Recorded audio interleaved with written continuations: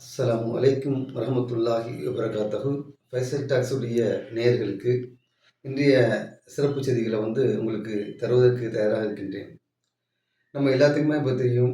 இப்போ ஈரானுடைய அந்த பிரச்சனை இன்னைக்கு உலகளாவிய அளவில் ஒரு மூன்றாவது உலக யுத்தம் நடைபெறுவதற்கு உண்டான எல்லா விதமான சாத்தியக்கூறுகளும் இன்னைக்கு நடந்துக்கிட்டு இருக்கு. என்ன காரணம் அப்படின்னு சொன்னால், ஒரு காலத்தில் இஸ்ரேலுக்கும் பாலஸ்தீனத்துக்கும் இருக்கக்கூடிய அந்த பிரச்சனை தான் இன்னைக்கு ஈரானுக்கும் அமெரிக்காவுக்குமான பிரச்சனையாக இஸ்ரேலி மூலமாக மாற்றப்பட்டிருக்கு. இப்போ என்ன சொல்ல வர்றாங்கன்னா, ஈரான் தான் பாலஸ்தீனத்துக்கு உதவி செய்யுது, ஈரான் தான் யமனுக்கு உதவி செய்யுது, ஈரான் தான் அதே போல் நம்ம லெபனானுடைய ஹிஸ்புல்லாக்களுக்கு உதவி செய்கிறது. அதனால ஈரானை அழித்து விட்டால் இந்த ஒட்டுமொத்தமான அந்த பிராந்தியத்தையும் நம்ம என்ன செய்யலாம், கையில் எடுத்துடலாம். ஏன் அப்படின்னு சொன்னால், சவுதியிலேருந்து, துபாயிலேருந்து, கத்தார்லேருந்து எல்லா வளைகுடா நாடுகளுமே இன்னைக்கு அமெரிக்காவுடைய இஸ்ரேலுடைய செல்ல பிள்ளைகளாக மாறிட்டாங்க. பல லட்சக்கணக்கான கோடி என்ன செய்கிறாங்க, அமெரிக்கா இந்த அரபு நாடுகள் இன்வெஸ்ட் பண்ணியிருக்கு.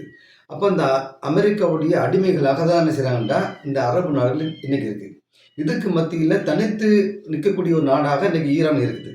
ஈரானுக்கு பின்னாடி பார்த்தோம் சொன்னால் சைனா, ரஷ்யா போன்ற நாடுகள் ஒரு நேச நாடுகளாக இன்னைக்கு இருக்கக்கூடிய சூழலை நம்ம பார்க்குறோம்.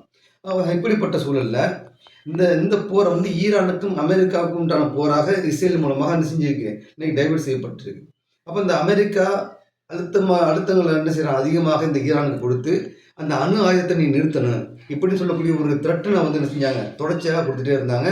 இந்த த்ரெட்டன் எப்படி ஆயிடுச்சு சொன்னாங்க, நாளடைவில் இன்னைக்கு ஈரானை அழித்தே தீர வேண்டும்ங்கிற ஒரு அடிப்படையில் இன்னைக்கு எல்லா விதமான முயற்சிகளையும் இன்னைக்கு அமெரிக்கா எடுத்திருக்கு. அர்மதா என்று சொல்லக்கூடிய மிகப்பெரிய ஒரு போர் கப்பலை என்ன செஞ்சிருக்கு, இன்னைக்கு ஈரானை நோக்கி இன்னைக்கு அனுப்பியிருக்கு அமெரிக்கா. இந்த அர்மதாவுடைய கப்பல், இந்த ஆப்ரஹாம் இந்த கப்பலை பார்த்தோம் சொன்னால் நகரம் என்று சொல்கிறாங்க. அந்த அளவுக்கு எல்லா விதமான ஃபெசிலிட்டி அந்த கப்பலில் இருக்குது. உதாரணத்துக்கு சொல்ல போனால் 90 ஃப்ளைட்டு நம்ம ஏர்போர்ட்டில் பார்த்துப்போம். ஒரு 10 ஃப்ளைட் நின்றாலும் எவ்வளோ பெரிய தூரமாக அது இருக்கு. 90 ஃப்ளைட்டை என்ன செய்கிறாங்க, அதில் நிறுத்தக்கூடிய அளவுக்கான மிகப்பெரிய ஒரு ஃப்ளைட்டு. அதில் எல்லா விதமான வசதிகளும் இருக்குது. அதே போல் அங்கே எல்லா விதமான கடைகளும் இங்கே இருக்குது. இப்படிப்பட்ட மிக பிரம்மாண்டமான ஒரு கப்பலை ஈரானுக்கு செஞ்சிட்டாங்க, அந்த பெர்முஸ்க்கு அனுப்பிட்டாங்க. இதற்கு சுற்றி பாதுகாப்பாக பல்வேறுபட்ட கப்பல் இன்னைக்கு வந்திருக்கு. இது போதாது என்று சொல்லி மிகப்பெரிய இன்னொரு பெரிய கப்பல் என்ன செய்ய போகிறேன், நான் அனுப்ப போகிறேன்னு சொல்லி நம்ம ட்ரம்ப் சொல்கிறது. இதெல்லாம் என்ன அப்படின்னு சொன்னால், இவ்வளோ பெரிய மிரட்டலை கொடுத்து ஈரானை அழிக்கணும், இதுதான் அவங்களுடைய நோக்கம். அப்போ ஈரானை அழிக்க முடியுமா அப்படின்னு சொல்லக்கூடிய விஷயத்தை நம்ம பார்த்தோம்னு சொன்னால், இவ்வளோ பெரிய ஒரு வல்லரசு, இவ்வளோ பெரிய படைப்பட்டாளத்தோட ஈரானுக்கு இத்தனை நாள் ஆச்சு. ஆனால் ஈரான் மேலே தொட முடியல. என்ன காரணம் அப்படின்னு சொன்னால், ஈரான் என்பது ஒரு வெனிசுலாவோ ஒரு காசாவோ ஒரு சின்ன நகரமோ இல்லை. ஈரான் என்பது மிகப்பெரிய ஒரு சாம்ராஜ்யம். அது அமெரிக்காவுக்கும் தெரியும், உலக நாடுகளுக்கும் தெரியும். 1980 காலகட்டத்தில் ஈரானுக்கும் ஈராக்குக்கும் நடந்த அந்த யுத்தத்தில் ஈரான் மிகப்பெரிய ஒரு வலிமை அங்கே இழந்துருச்சு. ஆனால் அன்னைக்கு உள்ள ஈரான் இன்னைக்கு இல்லை. ஈரான் இன்னைக்கு பல மடங்கு என்ன செஞ்சிருக்கு, இன்னைக்கு வளர்ந்துருக்குது. உதாரணம் சொல்ல போனால், ரஷ்யா உக்ரைனுடைய போரில் ரஷ்யாவுடைய கை பின்தங்கியிருந்தக்கூடிய காலத்தில் ஈரான் கொடுத்த அந்த ட்ரோனை பற்றி அன்னைக்கு ரஷ்யா அன்னைக்கு உக்ரைனை மிகப்பெரிய அளவுக்கு தாக்கிட்டு இருக்காங்க. பிற நாடுகளுக்கு ஆயுதங்களை ஏற்றுமதி செய்யக்கூடிய அளவுக்கு இன்னைக்கு ஈரான் வளர்ந்துருக்குது. அதே சமயம் ஈரானில் வறுமை இருக்குது. அதே போல் பசி பட்டினி நிறைய பொருளாதாரத்துடைய வீழ்ச்சி. இன்னைக்கு ஒரு டாலருடைய மதிப்பு பல மில்லியன் அந்த ஈரானுடைய பணத்தை கூட தான் வாங்க முடியும். அந்த அளவுக்கு பொருளாதாரத்தில் அமெரிக்காவால் மிகப்பெரிய ஒரு வீழ்ச்சிக்கு இந்த ஈரான் தள்ளப்பட்டிருக்கு. ஆனாலும் ஆயுத உற்பத்தியில் மிகப்பெரிய ஒரு வலிமையான செய்திக்கு இன்னைக்கு ஈரான் அடைஞ்சிருக்கு. அப்போ இவ்வளோ பெரிய கப்பலை கொண்டு நம்ம ஈஸியாக அழிக்க முடியுமா அப்படின்னு பார்த்தா, ஈரானுடைய இந்த ஹைப்பர்சோனிக்குரிய அந்த சிறிய ஏவுகணைகள் வச்சுக்காங்க ராக்கெட்டு, இதெல்லாம் ஒளியுடைய வேகத்தில் செல்லக்கூடிய ராக்கெட்டு. இந்த ராக்கெட்டை ஒரு 4 ராக்கெட்டை கப்பலுக்கு அடித்தா போதும், கப்பல் முடிஞ்சு போச்சு. ஆக பல லட்சக்கணக்கான கோடி செலவு செய்த அந்த கப்பலை ஒரு சிறிய 2 ராக்கெட்டில் நினைச்சிடுவாங்க, தொலைய போட்டுருவாங்க. அதே போல் ஈரான் சொல்லுது, சவால் விடுது, முடிஞ்சானே தொட்டுப்பாரு. இந்த அளவுக்கு ஒரு தைரியமாக ஈரான் பேசுது அப்படின்னு சொன்னால் என்ன காரணம், அவங்க எல்லா விதமான போருக்கும் தயாராக ஆகிவிட்டார்கள்.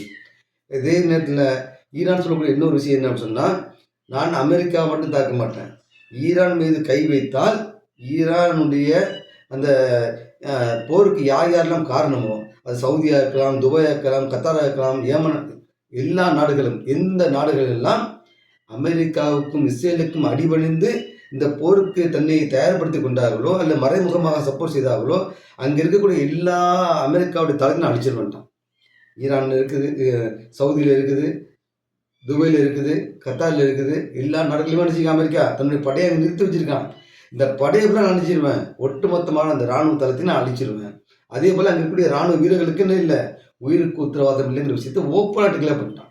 இது சொன்னதுக்கு பிறகுதான் இன்னைக்கு சவுதியிலேருந்து துபாயிலேருந்து எல்லாம் இன்னைக்கு பயந்து பண்ணி செய்கிறானோ, நாங்கள் என்ன செய்ய மாட்டோம், அமெரிக்காவுக்கு எங்கள் நாட்டிலேருந்து ஈரானை அழிப்பதற்காக தாக்குவதற்காக என்ன செய்ய மாட்டோம், வானத்துடைய பகுதியிலையோ இல்லை நிலப்பரப்பையோ அல்ல கடல் பரப்பையோ நாங்கள் என்ன செய்ய மாட்டோம், அனுமதி கொடுக்க மாட்டோம், இதுக்கு எங்களுக்கு சம்பந்தம் இல்லைன்னு சொல்லி ஒதுங்கக்கூடிய சூழலை நம்ம பார்க்குறோம். ஆனால் ஈரான் தெளிவாக சொல்லிட்டான், என்ன அடித்தா அதை நான் அடிப்பேன். அதே போல் ஈரான் சொல்லக்கூடிய இன்னொரு விஷயம் என்னென்னா, நீ இவ்வளோ பிரம்மாண்டமான கப்பல் அனுப்பிக்கா இல்லையா, அந்த கப்பலில் என்னெல்லாம் இருக்குது, எத்தனை ஃப்ளைட் இருக்குது, அணுவை சுமந்து செல்லக்கூடிய ஃப்ளைட் எத்தனை இருக்குது, எல்லாத்தையுமே என்ன செஞ்சுக்கான், ஒரு ட்ரோனை வச்சு படம் பிடிச்சிட்டான். அப்போ படம் பிடிச்ச அந்த ஈரான் சொல்கிறான், இவ்வளோ பெரிய கப்பலை உன்னுடைய ஒட்டுமொத்தமான படைகளையும் நான் படம் பிடிச்சிருக்கேன் அப்படின்னு சொன்னால், தாக்குவது என்பது எனக்கு மிகப்பெரிய விஷயமே கிடையாது, ரொம்ப சின்ன விஷயம் உன்னை தாக்குறது. நீ தொட்டு பாரு, அடிச்சுப்பா வந்துட்டீங்கப்பா, நீ என்ன அடிச்சுட்டு போடு என்ன செய்யறான் ஈரான் சொல்கிறான். ஆனால் அமெரிக்கா என்ன செய்யறான், அடிக்க மாட்டேன் அப்படின்னு நிற்கிறான். ஆள் என்ன சொல்கிறான்னா, பேச்சுவார்த்தை நடத்திக்கிடுவோம், ஈரான் எங்கிட்ட பேசிக்கிட்டு இருக்குது எப்படி என்ன செய்யறான்னா வதந்திகளை கிளப்புறாங்க. ஈரான் தெளிவாக சொல்லுது, நான் யார்ட்டையும் பேசவே இல்லை, பேச வேண்டிய நிர்பந்தம் எங்களுக்கு இல்லை, நீ ஒட்டுமொத்தமான படைகளை கொண்டு நிறுத்திக்கிட்டு பேச்சுவார்த்தைக்கு வா அப்படின்னு சொன்னால், உனக்கு கைகட்டி வருவதற்கு ஈரான் இன்னும் இல்லை, வெனிசுலா இல்லை, நீ உள்ளே இறங்கி அந்த அதிபர் தூக்குறதுக்கு நீ தொட்டுப்பாரு நீ திரும்ப போ அப்படின்னு நான் சொல்கிறேன். அதே போல் சொல்கிறான், நீங்கள் எல்லோரும் ஒட்டுமொத்தமான இந்த அமெரிக்க படைகள்லாம் ஒரு டேஞ்சரஸ் ஜோனில் நீங்கள் இருக்கிறீங்க, எங்களுடைய கண்ட்ரோலில் நீங்கள் இருக்கிறீங்க, நீங்கள் ஈரான் மீது சிறிய தாக்குதல் கொடுத்தால் கூட நாங்கள் ஒட்டுமொத்தமான செய்வோம், இது நாங்கள் அழிச்சிருவோம் அப்படின்னு சேலஞ்சு கொடுக்கக்கூடிய அளவுக்கு நீங்கள் வந்திருக்கிறான். ஆனால் அமெரிக்கா என்ன சொல்லுது, நம்ம டீல் பண்ணுவோம். எப்படிப்பட்ட டீலு, இனிமேல் அணு ஆயுதத்தை நாங்கள் தயாரிக்க மாட்டோம், ராக்கெட்டை தயாரிக்க மாட்டோம், எல்லாத்தையும் நீங்கள் என்ன செய்யுது, நீ பேசிட்டு போயிரு, நாங்கள் ஒன்றும் அடிக்க மாட்டோம் அப்படின்னு சொல்லக்கூடிய விஷயத்த நம்ம பார்க்கணும். இதே நேரத்தில் சைனா என்ன சொல்கிறான்னு சொன்னால், ஈரானை பாதுகாக்கக்கூடியது என்னுடைய பொறுப்பு. என்ன காரணம்டா, வெனிசுலா ஈரான்லேருந்து தான் அதிகமான பெட்ரோல் டீசல் எங்கே போகுது, சைனாவுக்கு போகுது. அப்போ வெனிசுலாவை இன்னைக்கு அமெரிக்கா கைப்பற்றிட்டாங்க. இதே நேரத்தில் ஈரானை கைப்பற்றி விட்டால் சைனாவுடைய பொருளாதாரம் மிகப்பெரிய பாதாளத்துக்கு போயிடும். இதனால சைனா பல லட்சக்கணக்கான கோடி ரூபா செஞ்சுருக்கான், ஈரானில் இன்வெஸ்ட் பண்ணியிருக்கான். அப்போ ஈரானை அமெரிக்கா அழித்து விட்டால் அது சைனாவுக்கு மிகப்பெரிய இழப்புங்கிற அடிப்படையில் சைனா இன்னைக்கு இது பொருளை குவிச்சிருக்கான். தன்னுடைய போர்க்கப்பல் என்ன செஞ்சுக்கான், இன்னைக்கு ஈரான் நோக்கி அனுப்பியிருக்கான். கிட்டத்தட்ட 16 ராட்சச ஃப்ளைட்டில் கார்கோ ஃப்ளைட்டில் வெப்பன்ஸை கொடுத்துருக்கான். இதெல்லாம் எதுக்கு சொன்னால் அமெரிக்காவை நீங்கள் தாக்குவதற்கு தயாராக இருங்க, பிரச்சனை தாக்குங்க, உங்களுக்கு பின்னாடி நாங்கள் இருக்கிறோம் அப்படி சொல்லக்கூடிய விஷயத்தை என்ன செய்கிறாங்க சைனா சொல்லியிருக்காங்க. இப்படியாக இந்த வளைகுடா போர் மிகவும் ஒரு உக்கிரமாக செல்லக்கூடிய ஒரு சூழலில் கருநகங்கள் இன்னைக்கு சூழ்ந்திருக்குது. எப்பொழுது அமெரிக்கா உத்தரவு போடுவான் ஈரான் அழிப்பதற்கு, அழித்தால் ஈரான் மீது ஒரு தாக்கல் கொடுத்தால் அந்த தாக்குதலுக்கு பின்னால் எவ்வளோ பெரிய விளைவுகளை இந்த அமெரிக்கா மட்டுமல்ல ஒட்டுமொத்த உலகமும் சந்திக்கும் அப்படிங்கிற விஷயத்த வரக்கூடிய நாட்களில் நம்ம பார்ப்போம். நன்றி.